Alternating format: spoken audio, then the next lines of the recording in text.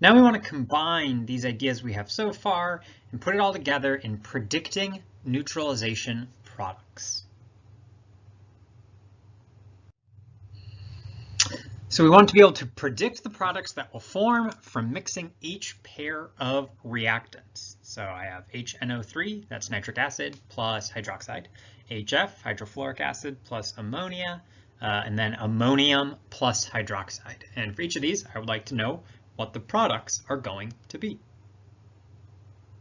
Okay, so we want to predict the products that will form from mixing each pair of reactants. And so I'm just given two sets of reactants in each of these cases, and I want to figure out which one what I'm going to make. And so what I can kind of diagnose or look at here is that these are going to be acid-base reactions. And so these are going to be Brunstad-Lowry acid-base, where I'm going to be looking at transferring an H plus between my reactants. And so what I really want to do is kind of put together all the ideas we've looked at so far. What is the acid? What's the base going to be? And then how does that transfer look like? And so when I start my first case, I have HNO3 and OH minus. And I want to parse out what's my acid and what's my base. And when I'm looking at this, one of the things that I want to think about right away is that whenever I see OH minus, we know that that's kind of our hydroxide is our kind of standard molecule for bases and kind of description of base. So this is always going to be a base. OH minus is always going to be the base. You can see that the H is written in the front here of this molecule. That is indicating that it is an acid. And so we would expect that that's going to be HNO3 is going to be my acid, and OH minus is going to be my base.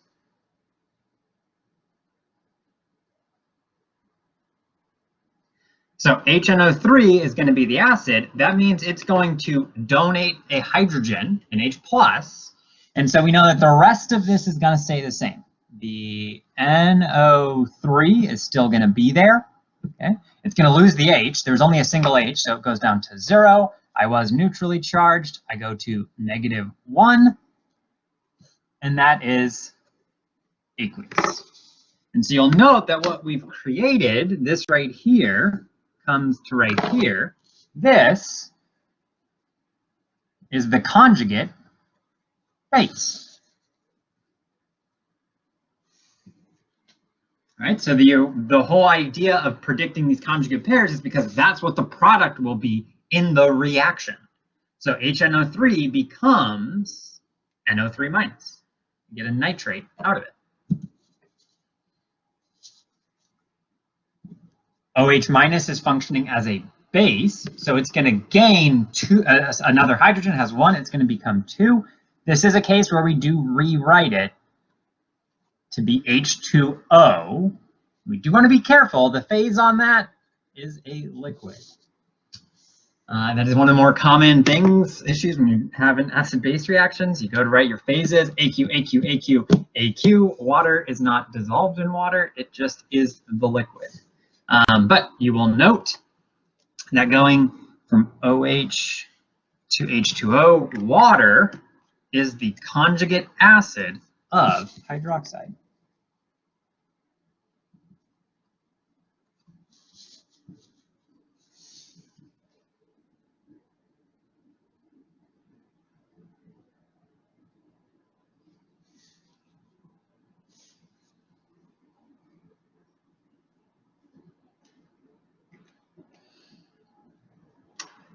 So we can continue. HF aqueous plus NH3 aqueous becomes what? When we're looking for these things, H in the front, usually a good sign of this thing being an acid. A nitrogen in the molecule tends to be a good sign of being a base, especially when it's written in the front like that and there's hydrogens. You'll note here the H was in front of the N because that was functioning as an acid. Again, we tend to write things with the H in the front when it's an acid, hence why like water has the H in front, but hydroxide gets rewritten that the H is in the back to emphasize the fact that hydroxide is not an acid. We move the H into the back of the molecule. And so once we do this, once we designate that HF is going to be the acid and H3 is going to be the base, we can then expect, what's going to happen from there. Well, the HF is going to donate an H+, so you're going to be left with F minus aqueous plus, this is the N is still going to be there. You have the H, but instead of having 3, you go to 4 plus aqueous.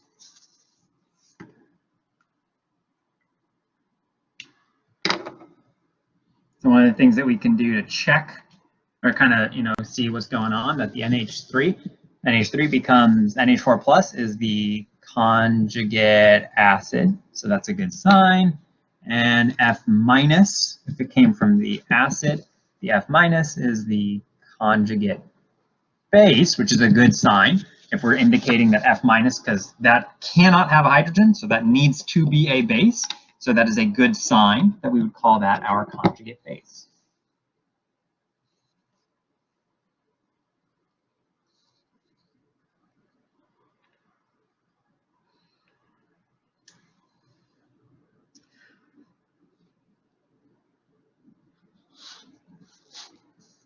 So now I got NH4 plus and OH minus.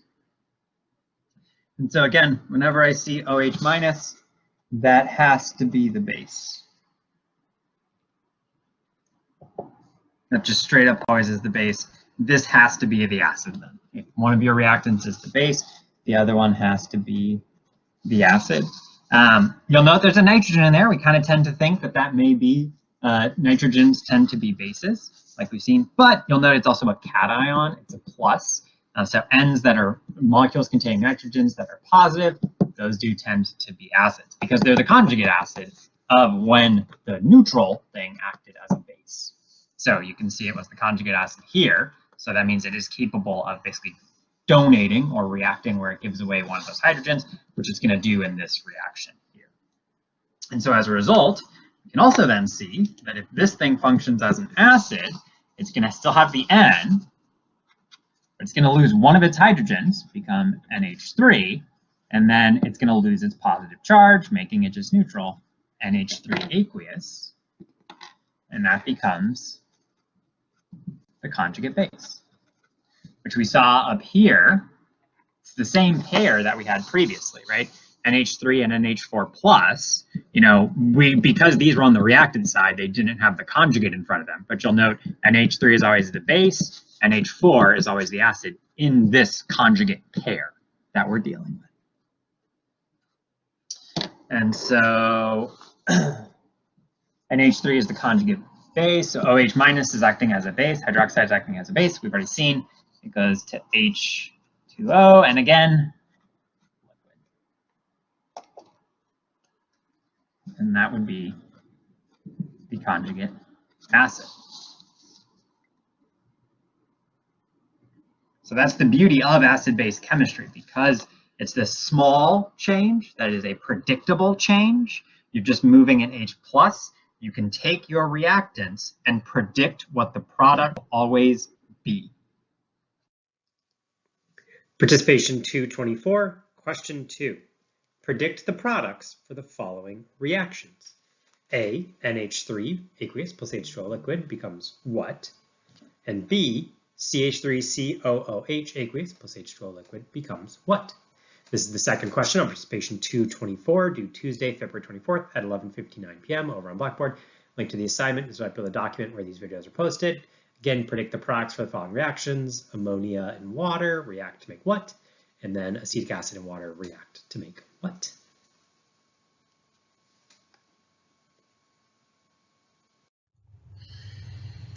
So bringing us to an important question of why do we care? Why do we define all of this idea of acid-base chemistry and see what we can do? And one of the main reasons is actually all of what we've talked about so far, the fact that these are small, simple changes that we can predict the products for.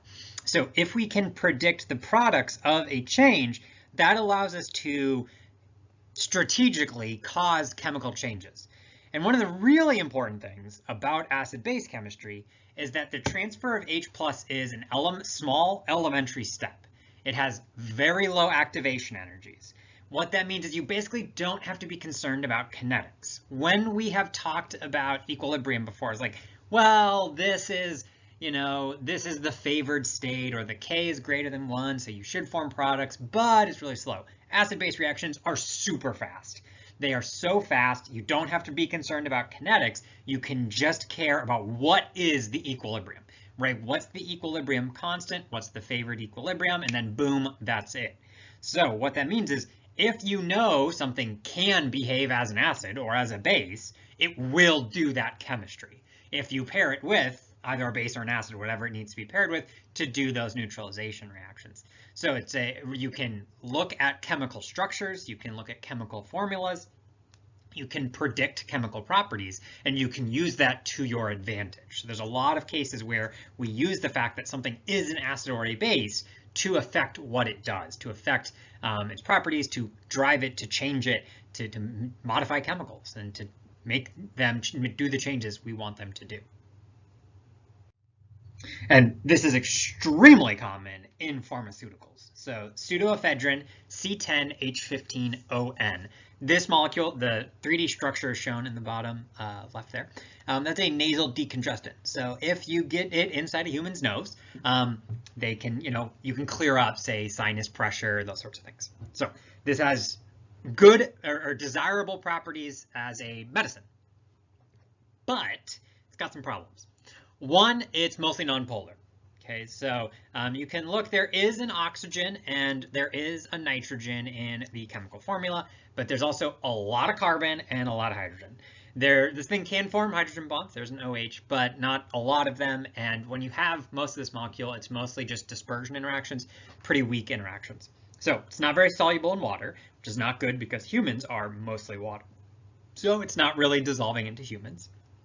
It has really weak intermolecular forces, which means it has, really low melting points, similar to low boiling points we've talked about previously for weak intermolecular forces. It smells, it has a high vapor pressure, so it smells really strongly and doesn't smell very good. And it's also really reactive, right? When you start to get, these sort of kind of softer materials, the molecules are able to move a bit more. They're not as locked into place. And all of those things lead to a really short shelf life.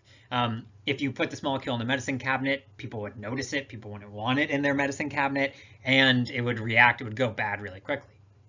But this thing has a nitrogen in it, and that's the blue molecule in the structure right here. And that nitrogen has a lone pair on it, which means this molecule is a base. A lot of medicines, a lot of pharmaceuticals contain nitrogen atoms in them, so almost all of them are bases. So the N can act as a base. You react it with, say, an acid, so you can pair it with an acid. That now creates the conjugate acid of pseudoephedrine, so C10H15ONH plus. Now you have formed an ionic compound, because this is a cation. It's a very complicated polyatomic cation plus chloride. So the solubility rules are no longer based around being polar or nonpolar. It's based around the ionic solubility rules, and chlorides are almost always soluble. So this thing is now highly soluble in water. Because it's ionic, ionic compounds have really high melting points and high stability. You have solved all of the problems. Importantly, this is not always necessarily true, but importantly, this cation still behaves as a nasal decongestant. So it still has all the medicinal properties, but you've basically taken care of all the bad physical properties that would have made it not a useful medicine or not something that people would want to or really could use on a large commercial scale. And so you've solved for all those. So this drug is sold as pseudoephedrine HCl. It's the active ingredient in Sudafed. It has, this is a very high use product. And so it's sold as pseudoephedrine HCl, reflecting the fact that HCl is used in it. A lot of times you'll hear like, oh my God, it has HCl in it, but really it's reacted. Yes, you did put a very potent acid into it, combine it with it, but it's fully reactive. The HCl is fully neutralized. The companies wouldn't waste HCl putting extra in there. And so you have this full, kind of new compound that's an ionic compound that has all the properties, because pseudoephedrine was what had the bad properties. You now have this new ionic compound that still has the nasal decongestant, but much more preferable in terms of all of these sorts of physical stability and kind of shelf life properties. So again, that's why we care about acids and bases. It allows us to predict what pseudoephedrine can do. And it's a small change. That's one of the important things, that using an acid, it leads to a really small change. You just add this H, which is why the actual, most of the chemical properties don't really change. It just has an extra hydrogen on it, H+, and so it still can do all the same chemistry inside your nose. Okay, we got another question for participation 224 in this video. You want to look and find the rest of them. I think it's about halfway through this set of videos. Looking for more questions in the back half. I'll see you there.